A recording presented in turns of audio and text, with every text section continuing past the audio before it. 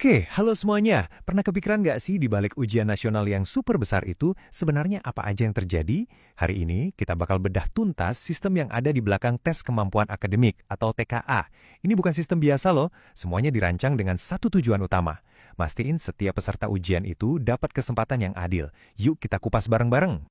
Pertanyaannya simpel kan? Tapi jawabannya, nah itu yang rumit. Dengan ribuan siswa yang ujian di waktu yang sama, di tempat yang beda-beda, gimana caranya kita bisa jamin gak ada yang curang? Dan semuanya start dari garis yang sama. Ini dia misteri yang mau kita pecahkan. Oke, jadi gimana cara kita ngebongkarnya? Gini di peta jalan kita. Kita mulai dari fondasinya, yaitu kenapa tes ini harus adil. Terus, kita kenalan sama para penjaga ujiannya. Abis itu, kita ngintip pusat komando digital mereka, ikutin 3 fase pengawasannya, dan terakhir, kita pahami cetak biru integritas yang jadi jiwanya sistem ini. Yuk langsung aja kita mulai dari bagian pertama, menjamin tes yang adil. Jadi apa sih sebenarnya TKA itu dan kenapa penjagaannya harus seketat ini?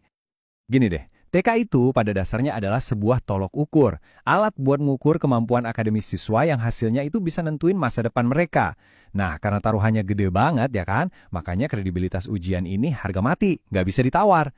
Ini bukan cuma soal merjain soal, tapi ini soal keadilan. Makanya sistem pengawasannya harus super duper ketat. Terus siapa aja nih orang-orang yang ada di garda terdepan buat ngejaga semua ini? Yuk kita kenalan sama 3 peran kunci yang jadi penjaga ujiannya. Pertama, ada yang namanya pengawas ruang. Mereka ini yang ada di lapangan, di dalam ruangan barang peserta. Tapi poin kuncinya di mana? Mereka itu sengaja didatangkan dari sekolah yang berbeda. Wah, ini langkah cerdas banget buat mencegah konflik kepentingan. Jadi, pengawasannya bisa benar-benar objektif. Nah, kalau tadi ada yang di darat, sekarang kita ke menara kontrolnya. Kenalin, ini penyelia. Anggap aja mereka ini kayak pengawas lalu lintas udara, tapi buat ujian. Mereka ini staf dari perguruan tinggi negeri yang bisa ngawasin sampai 20 ruang ujian sekaligus, dari jauh lewat Zoom. Benar-benar mata di langit yang mastiin semua di lapangan kerja sesuai aturan. Dan biar timnya makin solid, ada pendamping penyelia. Mereka ini dari Dinas Pendidikan, tugasnya jadi jembatan komunikasi. Mereka bantu penyelia koordinasi sama tim teknis di lokasi, catat-catat hasil, dan mastiin info ngalir lancar. Mereka ini lem yang merekatkan semuanya. Jadi, kalau kita lihat tabel ini, langsung kelihatan kan kuncinya? Ini adalah sistem 3 lapis. Ada pengawasan langsung di tempat, ada pemantauan dari jauh, plus ada dukungan koordinasi. Dan yang paling penting, perhatiin deh asalnya. Semua dari institusi yang beda-beda. Ini kunci buat ngejaga objektivitas maksimal. Tapi, ya semua sistem dan teknologi canggih ini bakal percuma kalau orangnya nggak bisa dipercaya, ya kan? Makanya, sebelum mulai tugas, semua yang terlibat wajib tanda tangan fakta integritas. Ini bukan cuma formalitas di atas kertas loh. Ini janji pribadi mereka buat ngejaga kehormatan ujian ini dengan profesionalisme mutlak.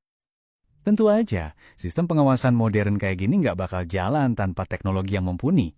Sekarang, yuk kita intip pusat komando digital yang jadi tulang punggung semua operasi ini. Terus gimana caranya semua tim ini bisa nyambung?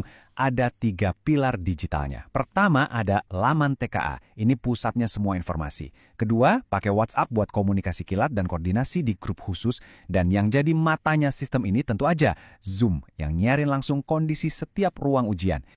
Dan jadi penyelia itu syaratnya nggak main-main loh. Lihat aja nih daftar persenjataan teknis yang harus mereka punya. Internet harus kenceng, storage minimal 50 GB, plus harus bawa drive eksternal buat nyimpen rekaman, dan yang paling penting, harus jago banget ngatur Zoom sebagai host.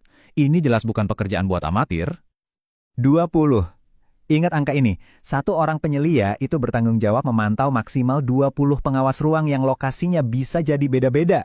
Ini nunjukin skala dan efisiensi dari sistem pemantauan jarak jauh ini. Keren banget kan? Oke, kita udah kenalan sama para penjaganya, udah lihat juga teknologinya. Sekarang, gimana sih prosesnya pas hari H? Ternyata, proses pengawasan ini bukan cuma pas ujiannya berlangsung aja, tapi dibagi jadi 3 fase yang terstruktur banget. Fase pertama, tentu aja, persiapan. Anggap aja ini kayak briefing sebelum misi besar. Jauh sebelum hari ujian, semua fondasinya harus dibangun dengan sempurna, biar pas eksekusi nanti nggak ada celah sama sekali. Dan daftar persiapannya detail banget, dimulai dari komitmen lewat fakta integritas, terus jalur komunikasi via WhatsApp disiapin, sampai link Zoom yang jadi mata pengawas kita udah harus siap dan dibagikan di portal. Semua ini buat mastiin pas hari H nanti semuanya lancar jaya. Lalu, tibalah saatnya. Fase kedua, eksekusi. Hari H ujian. Disinilah semua persiapan diuji dan seluruh sistem pengawasan beroperasi dengan kapasitas penuh. Nah ini nih, ada kutipan langsung dari pedomannya yang keren banget. Salah satu tugas utama pengawas ruang itu bukan cuma buat nangkap yang curang, tapi juga buat menjaga ketertiban dan ketenangan suasana. Ini penting banget loh, biar semua peserta bisa ngerjain ujian di lingkungan yang adil dan nggak bikin stres. Begitu ujian dimulai, pengawasan langsung berjalan non-stop. Pengawas di ruangan ngecek identitas peserta, mastiin kamera zoom ngarah ke semua sudut, dan ngawasin kalau ada gerak-gerik yang aneh. Sementara itu penyelia memantau dari jauh. Dan yang paling krusial, semua sesi direkam. Jadi nggak ada yang bisa lolos dari catatan. Eits, jangan kira tugasnya udah selesai pas bel ujian bunyi.